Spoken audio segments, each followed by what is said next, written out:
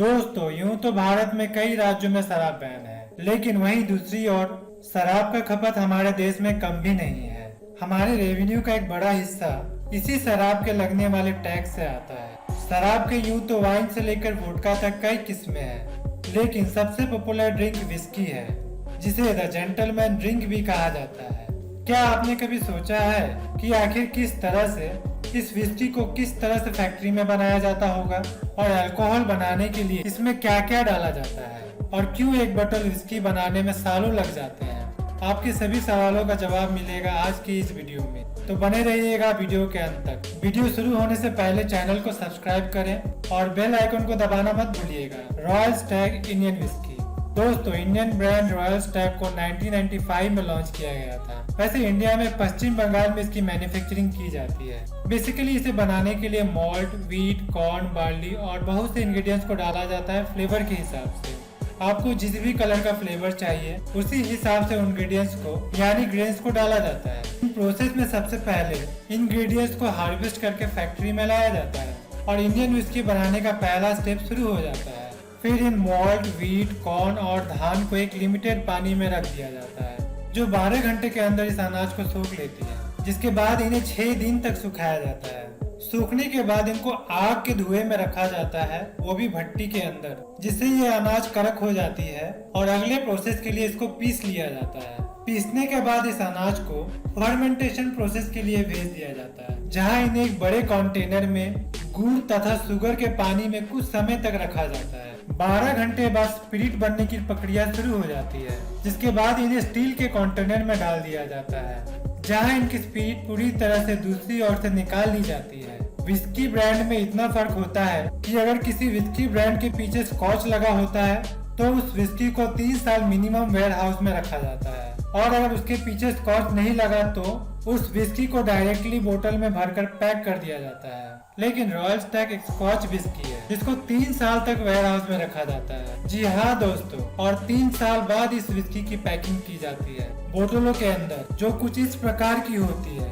सबसे पहले इन बोतलों को भरा जाता है, बाद में उनके ऊपर लेबल लगाया जाता है और पैक करके मार्केट में भेज दिया जाता है। Kingfisher making process. दोस्तों, किंगफिशर बनाने के लिए हमें जरूरत पड़ती है सबसे पहले water, malted barley, sugar, rice यानी धान, मेज, कॉर्न सिरप और इथाइल अल्कोहल। इन सभी से बियर को तैयार किया जाता है, वो भी स्टेप बाय स्टेप। शुरुआत में अनाज को तोड़ने के लिए इन सभी को क्रशर में डालकर कुचल दिया जाता है, और जब ये मिश्रण तैयार हो जाता है तब इस मिश्रण को गर्म पानी के साथ मिलाया जाता है। इस प्रक्रिया में स्टार्च को तोड़ने के लिए इस गर्म पानी में एंजाइम का प्रयोग किया जाता है।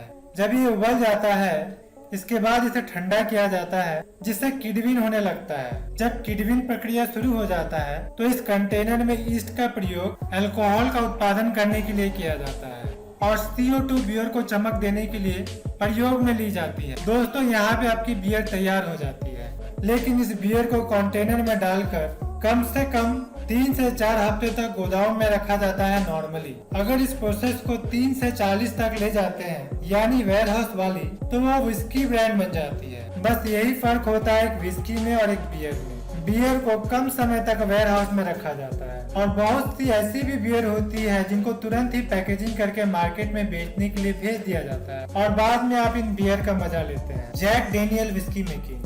दोस्तों, ये एक फेमस ब्रांड है, इसका नाम आपने सुना भी होगा, जो कि एक स्कॉच विस्की है। और अभी मैंने बताया था कि स्कॉच विस्की किसे कहते हैं। इसको बनाने के लिए 3 इंग्रेडिएंट्स लिया जाता है, कॉर्न, बार्ली, राइस, जिनको एक बड़ी सी ग्राइंडर में डाला जाता है और पीस लिया जाता है। बाद में एक निश्चित मात्रा में पानी तथा ईस्ट को डाला जाता है। इस पानी के बारे खास बात ये है कि ये आपका नॉर्मल वाटर नहीं है, बल्कि इसे लाइमस्टोन के गुफा से निकलने वाली झीलों से लाया जाता है। लाइमस्टोन पानी में आयरन की मात्रा को काफी कम कर देता है और साथ ही पानी को मिनरल से भी भर देता है, और अगली प्रोसेस में इसको मिश्रण के लिए 40 दिन तक रख दिया जाता है इस बड़े से कंटेनर में डालकर। जब इस कंटेनर को 40 दिन बाद खोला जाता है तो बबल्स बन जाते हैं। इसका मतलब ये होता है कि ईस्ट ने पानी और अनाज यानी ग्रेन से केमिकल प्रोसेस कर ली। इस प्रक्रिया के बाद इन लकड़ियों को जलाया जाता है और कोयले को तैयार किया जाता है। कोयला बनाने के बाद इनको ठंडा करके एक ट्रॉली में डाल दिया जाता है, और अभी जो 46 दिन बाद मिश्रण तैयार हुआ था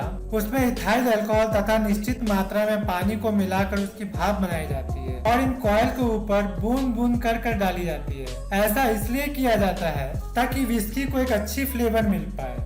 फिर इन विस्की को इन लकड़ी के अंदर से जले हुए ड्रम में भर दिया जाता है। जिन विस्की के ड्रमों में भरा जाता है वो भी एक खास प्रक्रिया से बनाया जाता है। पहले लकड़ी की छोटे और बड़े फट्टों की तैयार किया जाता है, फिर उनको असेंबल किया जाता है। असेंबल होने के बाद उनके अंदर आग लगाई जाती है ताकि विस्की इनके अंदर रखा जाए। फिर एक ड्रम में 56 गैलन विस्की को भरा जाता है और पैक करके गोदाम में पहुंचा दिया जाता है। मिनिमम 3 साल और अधिक से अधिक 40 साल तक इस विस्की को रखा जाता है और 30 साल बाद ये विस्की बनकर तैयार हो जाता है, जिसको पैकिंग कर लिया जाता है। सबसे पहले इनको कांच के बोतल में भरा जाता है, फिर इनके ऊपर कंपनी का स्टिकर लगा दिया जाता है और डिब्बों में पैक करके इनको मार्केट में बेचने के लिए भेज दिया जाता है। दोस्तों, ऐसे तैयार होती है जैक डैनियल विस्की, जो कि बहुत ही ज्यादा फेमस है। उम्मीद है आपको इस वीडियो से जरूर कुछ सीखने को मिला होगा। इस वीडियो को बनाने में हमें बहुत मेहनत लगी है कि आपको हम सही जानकारी पहुंचा सके।